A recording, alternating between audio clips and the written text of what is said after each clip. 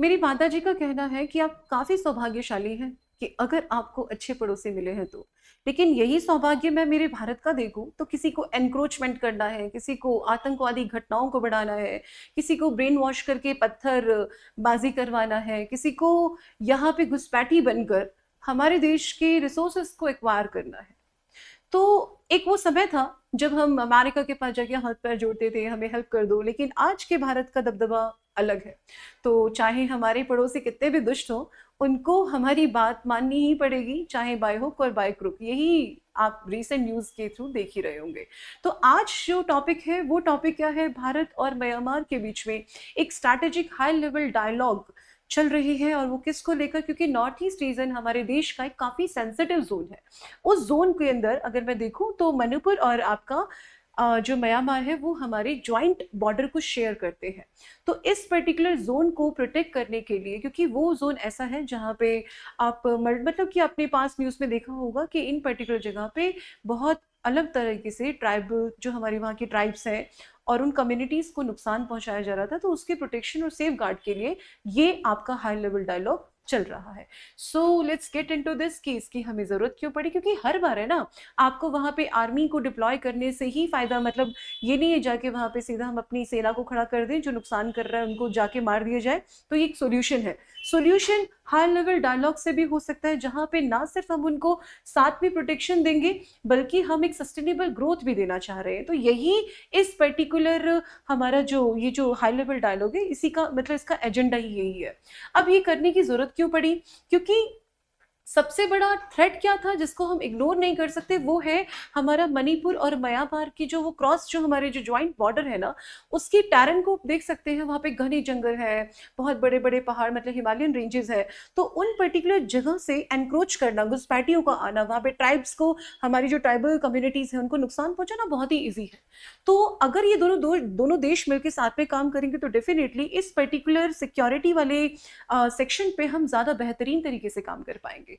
Right? तो ये इसी वजह से इंपॉर्टेंट था, क्योंकि वहां का जो टेरेन है वो काफी टफ है, और साथ में ही है कि वहां की, देखो, सिर्फ हम अपनी उस बॉर्डर पे अपना आर्मी को वहां पे डिप्लॉय करना इज नॉट ओनली सॉल्यूशन, क्योंकि वहां पे एनवायरनमेंट भी हमें देखना पड़ेगा, क्योंकि जंगल इज लाइक वहां के जो घने जंगल है वो वो इकोसिस्टम को भी मतलब कि डिस्ट्रॉय कर रहे हैं साथ में। तो ये सब चीजें हमारे लिए बहुत बड़े चैलेंजेस थे, इसीलिए ही हमने ये हाई लेवल के डायलॉग पे काम किया।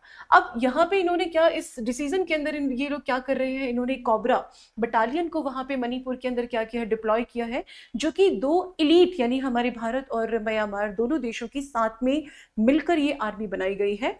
और ये मैटर क्यों करता है? क्योंकि ये ना सिर्फ आपकी मिलिट्री पर्सपेक्टिव से, यानी कि सिक्योरिटी पर्सपेक्टिव से आपको सपोर्ट कर रही है, बल्कि ये आपके लिए एनवायरनमेंट के जो चैलेंजेस हैं उनको भी साथ में काउंटर करेगी, और साथ में वहां पे जो टेरर को लेकर, मतलब टेररिज्म को लेकर जो चीजें वहां पे चल रही हैं उसको भी वो साथ में काउंटर करेंगी। तो ये है हमारा मेन ऑब्जेक्टिव, जिससे हम वहां पे क्या देंगे, हम वहां के लोगों को एक डेफिनेटली सिक्योरिटी तो दे ही रहे हैं, शांति दे रहे हैं, और वहां पे रीजनल स्टेबिलिटी को मेंटेन करने के लिए काफी ज्यादा सपोर्टिव एक्शन होगा।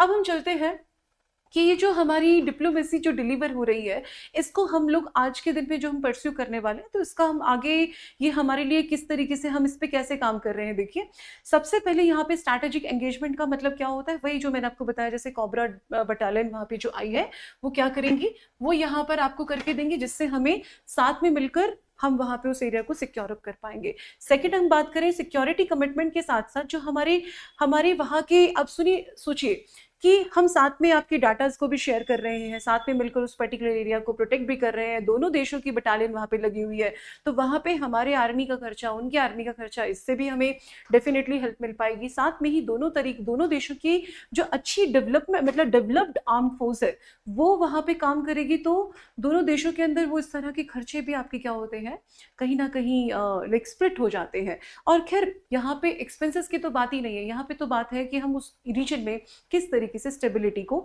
मेंटेन कर पाए। अब यहाँ पे साथ में ही क्या है कि ये पर्टिकुलर रीजन ना सिर्फ हमारे मणिपुर वाले रीजन के अंदर स्टेबिलिटी देगा, बल्कि वहां के लोग, देखो, एक पर्टिकुलर रीजन जहां पर सिर्फ और सिर्फ दंगे फसाद हो रहे हैं, तो लोगों का जो मेन एजेंडा है वो क्या होगा, वहां से पहले अपना प्रोटेक्शन को लेकर होगा। अब अगर सरकार वहां पे प्रोटेक्शन देगी तो उससे बाहर निकलकर वो अपने खुद की इकोनॉमिक एक्टिविटीज पे ध्यान दे पाएंगे। तो यही कर रहे हैं ये आपके हाई लेवल डायलॉग। ना सिर्फ आपका वहाँ का बॉर्डर सुरक्षित हो रहा है, वहाँ पे रीजनल स्टेबिलिटी बन रही है, बल्कि रोजगार के नए अवसर भी बनेंगे। So this is what happening between Myanmar और India. So for such geopolitical content, stay tuned with me. जय हिंद।